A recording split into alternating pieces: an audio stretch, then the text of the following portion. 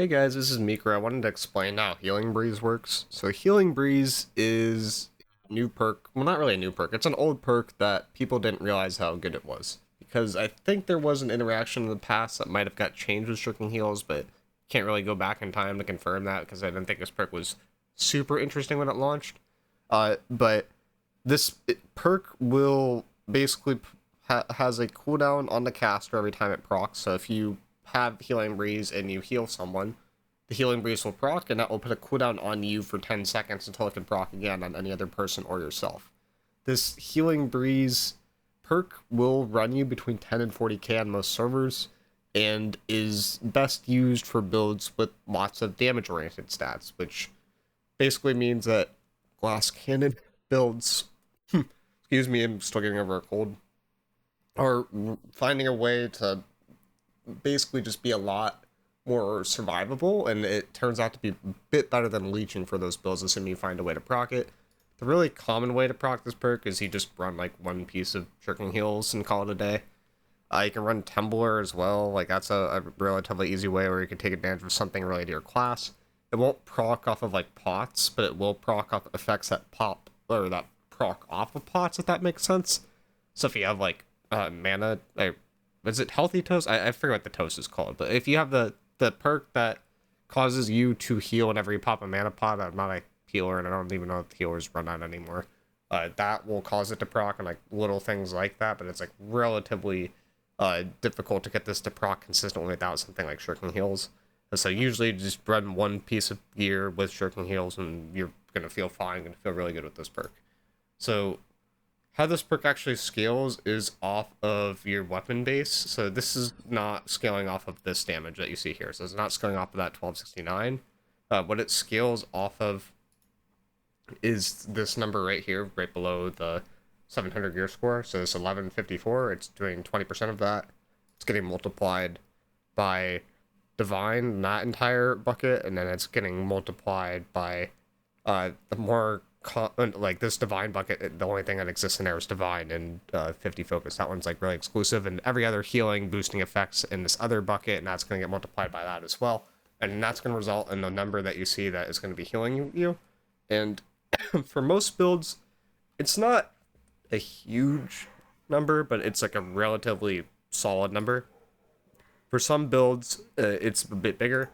How that scales is particular off the weapon. Some weapons just have a higher value than others. So like a fire staff, when it was created for an instance, was supposed to have a low weapon base, and then because you have so much base damage, it will make up for that in the terms of the damage calc.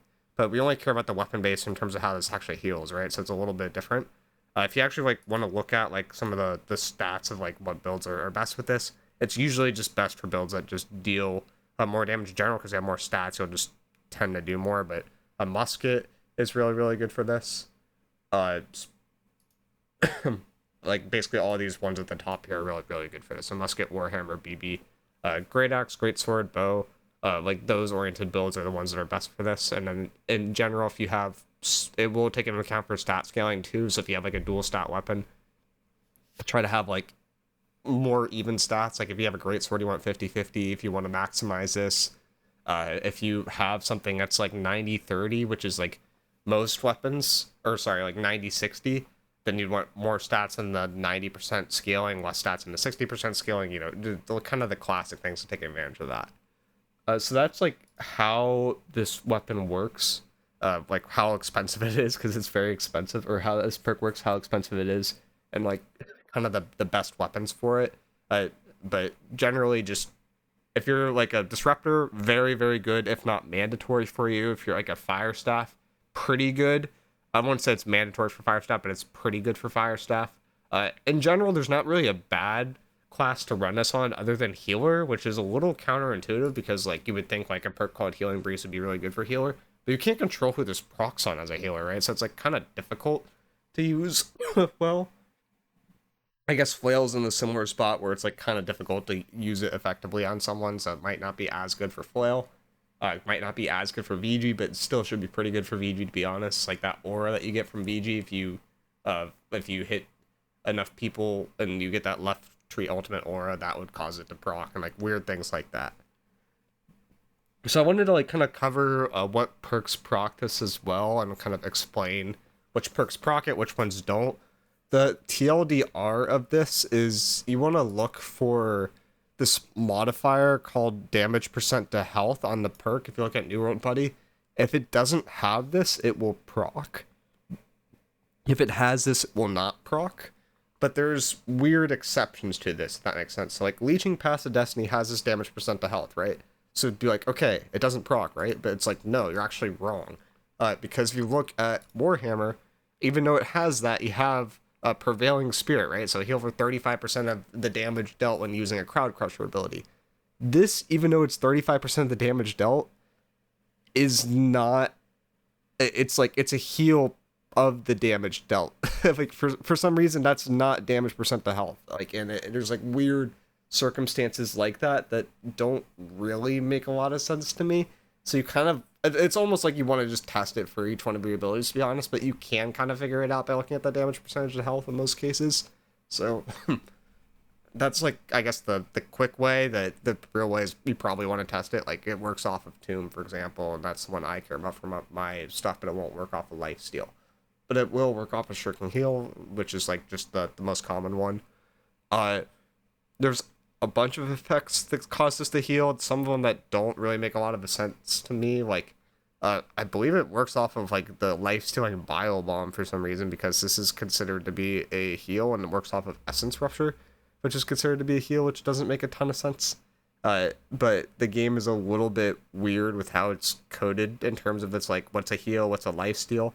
For example, even though Path of Destiny has that like damage percent thing, I'm pretty sure it actually scales with Onk in terms of its heal, but it doesn't scale with Blood Drinker. And like the only one I know of that scales with Blood Drinker is like, I might be saying this wrong, is like Leeching Cyclone that I know of in terms of abilities. And it's like, I don't like I haven't done like a full-on investigation of why that is, but that's something that's like kind of odd. And if you have like one of those weapon perks that happens to be unlucky, that's like, hey, this is actually like secretly a lifesteal and we didn't tell you, or it's like, hey, this lifesteal is actually secretly like you're doing damage but you're healing, you're not actually lifestealing off this person. And it's like, it's different.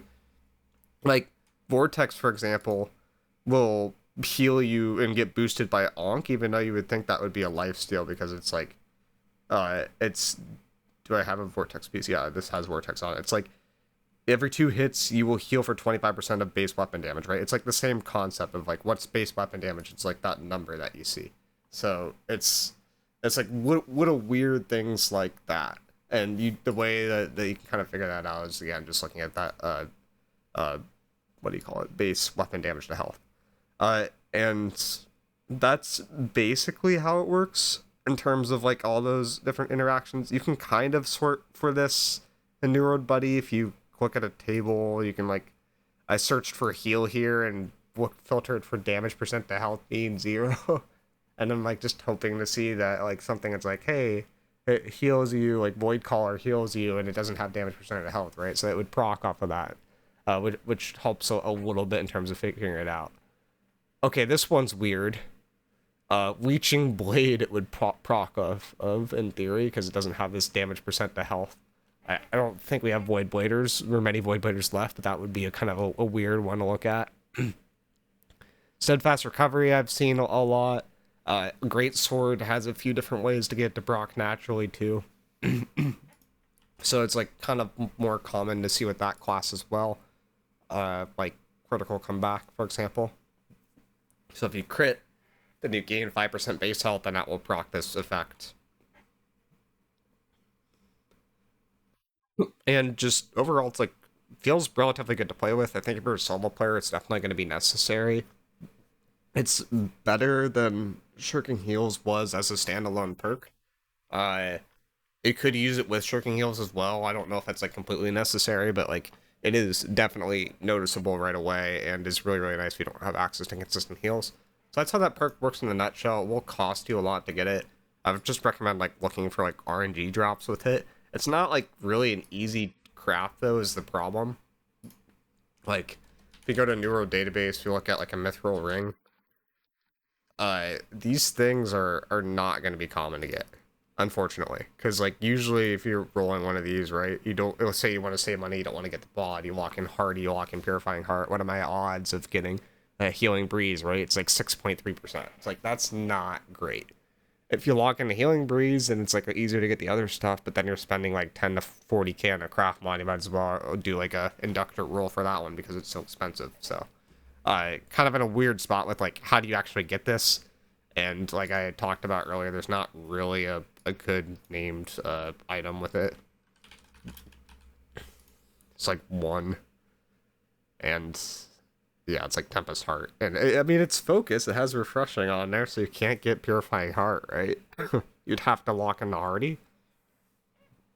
But I guess there's one option there if you're a focus player, and no one else really has another way to get this other than getting it from the PvP track every other level. Uh, and yeah, it's just like difficult. You'll get at checkpoint 2 if you can get it, and just a random perk drop. I get, oh, you can get it from jewel crafting too. Okay, that's good to know. So that actually might be a decent spot as well. But good luck on your quest to get this. If you want to get this, if you don't want to get this, I don't blame you, but it does heal you for a lot. I've seen circumstances where this can heal you for, I don't know, 3 to 4k. And I guess the last thing, if I forgot to mention this in this take, because I've tried so many takes, I just keep coughing, and for some reason I'm not coughing in this one, which is nice, is this can reapply and then add the old effect to the heal and then stack. So it's like a really, really niche circumstance, but the stacking is like kind of nice. Has a max duration of 12. So it's affected. They can be affected by 200 focus. If you want to counter this, just throw a disease on someone. It's also a buff, not a non-strippable buff. So you can just, strip it with Void Gauntlet. So there's definitely counterplay to it. In my opinion, this is like balanced and like relatively intentional. And the players just found a mechanic that like exists within the game logic that like it like to me this is not like an exploit or anything like that. Like this just makes sense. This is how it's designed. Like I think that the shirking like it procking off of like a shirking heal, like maybe that's a little bit too strong, but then if they nerf this, and they're gonna have to nerf tumble, or they're gonna have to nerf like a bunch of different things, and I think it's like kind of a pain in the ass to kind of deal with. And I think it's honestly not incredibly, like it's very, very good, but I don't know if I would say it's like incredibly overpowered at the moment. I feel like in 2 to 3 weeks, so everyone's going to be running this, and there's going to be a lot less deaths in wars and an open world as well. It's just like an easy way to get access to a bunch of healing. So if you want a little healing pot without the cooldown, definitely check it out. It's been fun to play with, and I would recommend it. And we'll see you guys later. Peace.